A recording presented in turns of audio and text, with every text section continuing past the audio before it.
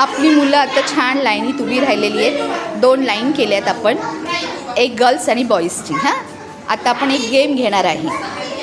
सगळे तयार आहेत ना? छान.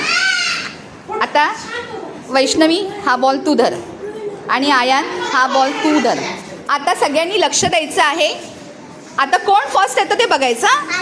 मुलींची लाईन फर्स्ट येते की मुलांची लाईन फर्स्ट येते? हां, आणि बॉल खाली पडला नाही पाहिजे. हां, चला रेडी? चला स्टार्ट. फटाफट बघा आपापले बॉल. कोण फर्स्ट येतं बघूया आपण आता.